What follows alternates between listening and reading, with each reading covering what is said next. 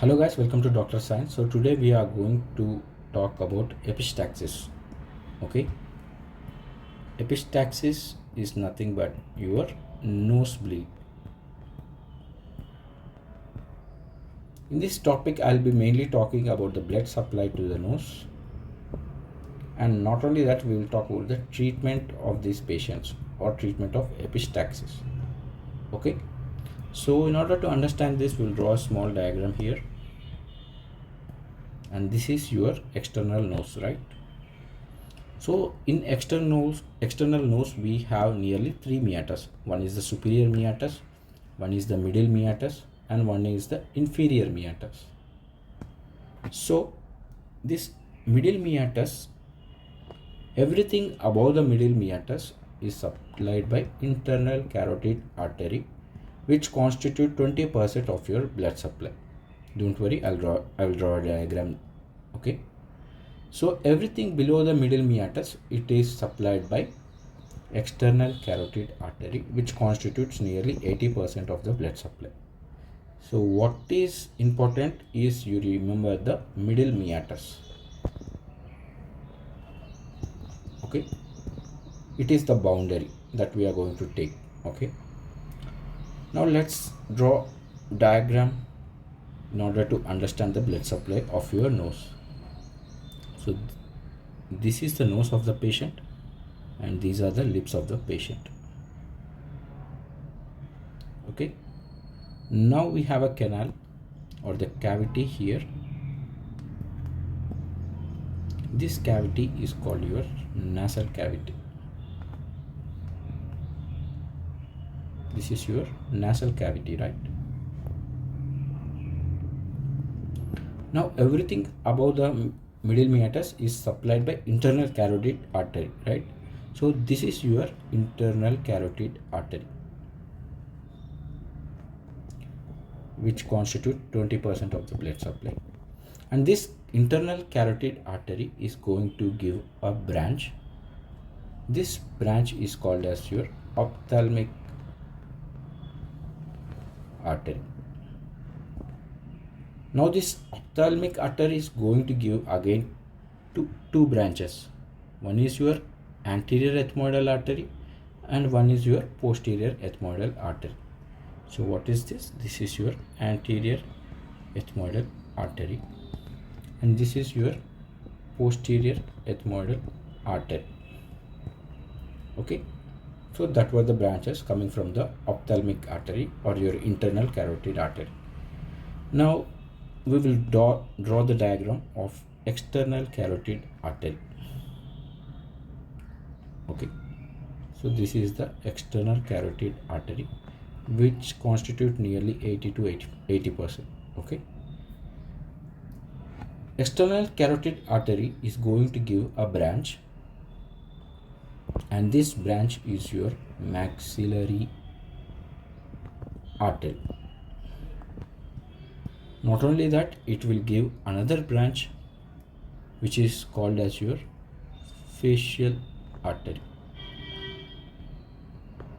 So external carotid artery is giving two main branches, which are your maxillary artery and your facial artery. First we will talk about the facial artery. Facial artery is going to give a branch which is going through the upper lips. So it is called as your superior labial artery. Okay, facial artery is going to give your superior labial artery. That is the only branch that we have to take care of. Next we will move on to the maxillary artery. Now maxillary artery is very important artery, because maxillary artery is giving one branch called as your great palatine artery. Okay, maxillary branch is going to give your great palatine artery, and not only that, one of the most important artery that it is giving is your sphenopalatine artery. It is your sphenopalatine artery. Okay, Now this artery is very important because this artery is considered as your artery of epistaxis. Okay, in the exam if they ask what is the artery of epistaxis, it is called as your sphenopalatine artery, which is coming from maxillary artery. Okay, if you are clear with that, can you see this area where there is rich blood supply and it is looking like a circle? This circle is nothing but your Little's area. This is your Little's area or your Kesselbach's area. It is called as your Little's area or the Kesselbach's plexus or Kesselbach's area. Okay, and what is the blood supply? As you can see, it is supplied by, I will draw it here so everyone can clearly see. So suppose this is the superior, the Little's area. One is your anterior ethmoidal artery,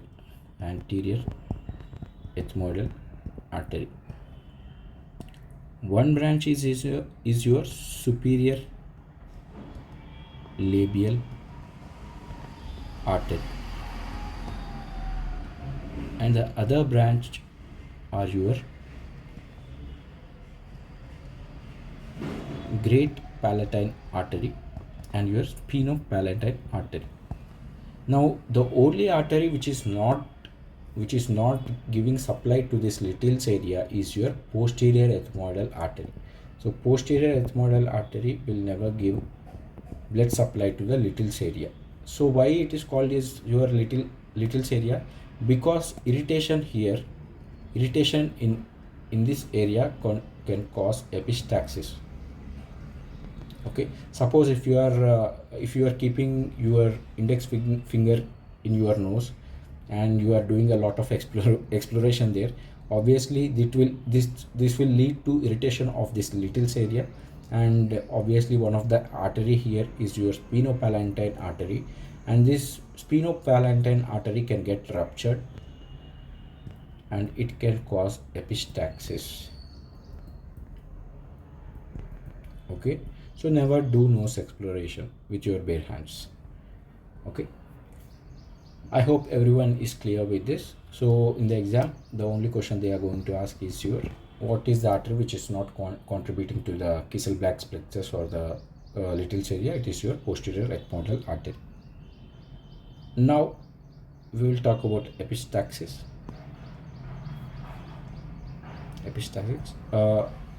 Please remember that this anterior ethmoidal artery is a part of your external carotid artery, the internal carotid artery, whereas these three branches are supplied by your internal carotid artery. This is the external carotid artery. Okay, so please remember this because in the treatment part we are going to ligate these arteries, so please bear with me. The external and internal carotid artery differences. Okay, so let's talk about epistaxis. So what are the causes of epistaxis? In children, the most common cause is your nose exploration.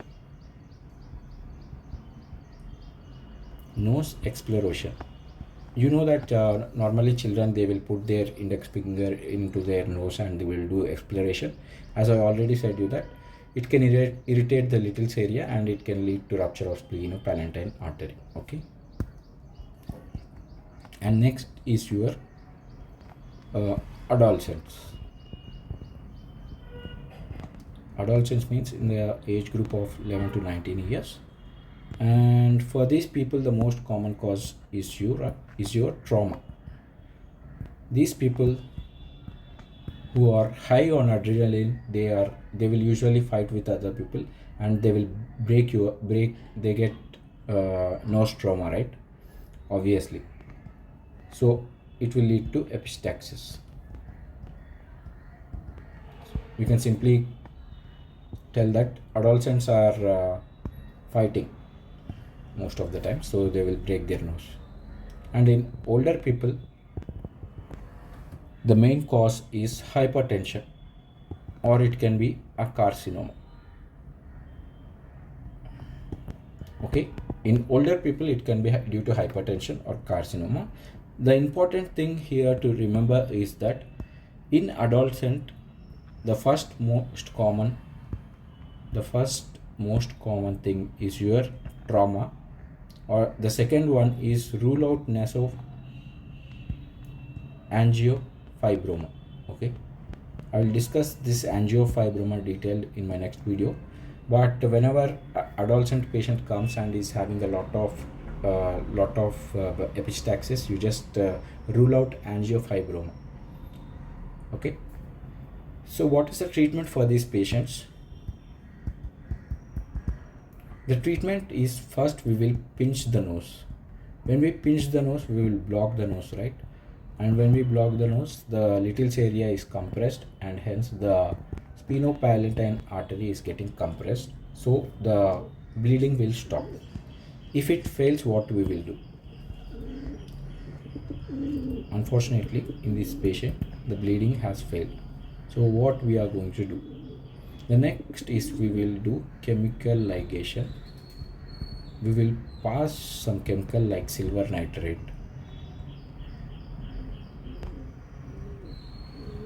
And when we pass silver nitrate in these patients, it will ligate the artery. Okay, suppose this is the artery, it will ligate the artery and the blood supply is cut off. Okay, if even chemical ligation is failed, we will do anterior nasal packing.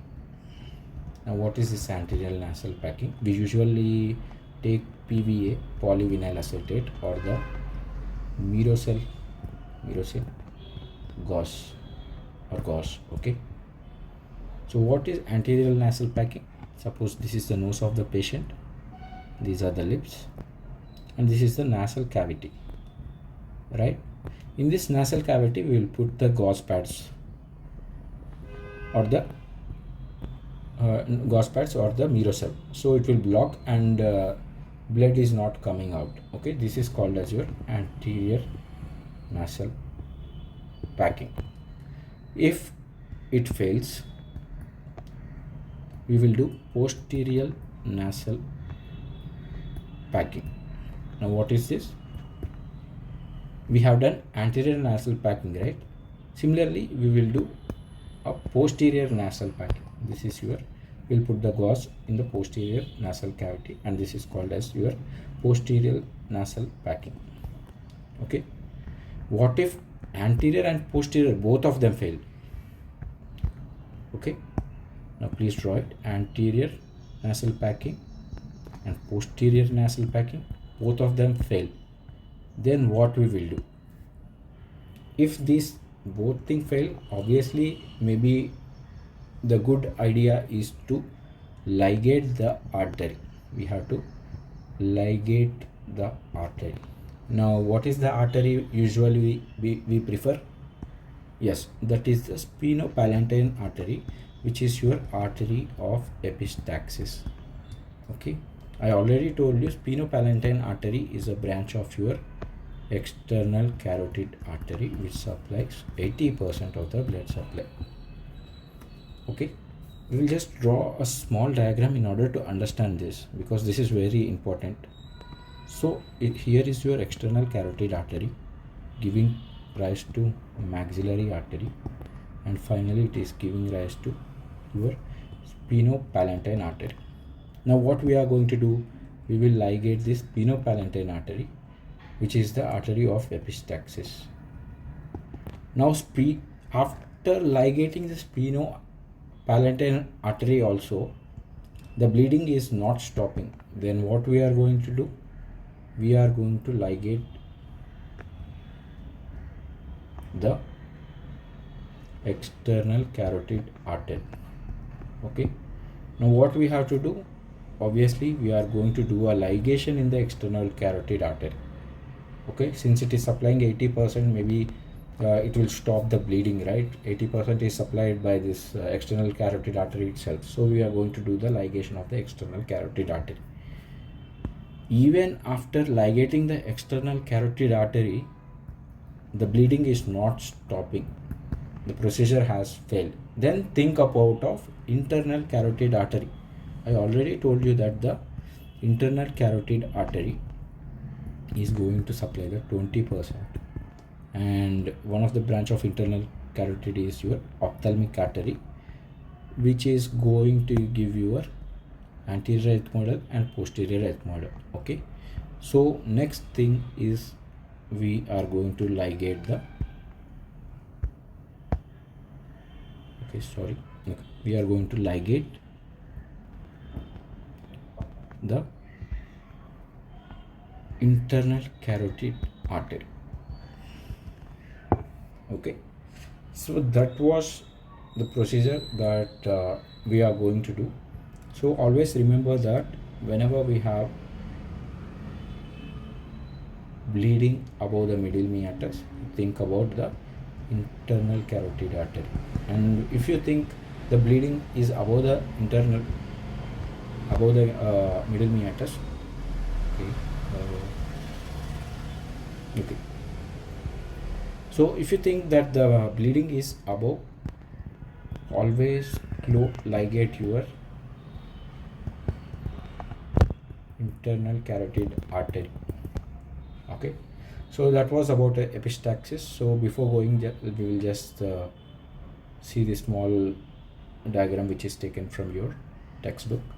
So as you can see here is the Little's area, which is supplied by, first we will discuss about the branches. Internal carotid artery giving to branch of ophthalmic artery. Ophthalmic is giving anterior ethmoidal and posterior ethmoidal. As you can see here, the posterior ethmoidal is not giving any branch to the Little's area. Okay, here is your Little's area.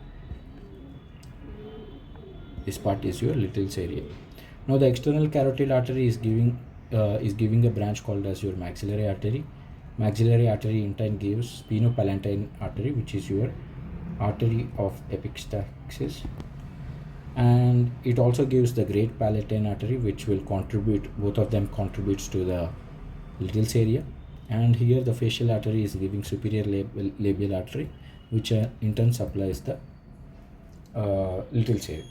Okay, I hope you guys are clear with this. Thank you guys.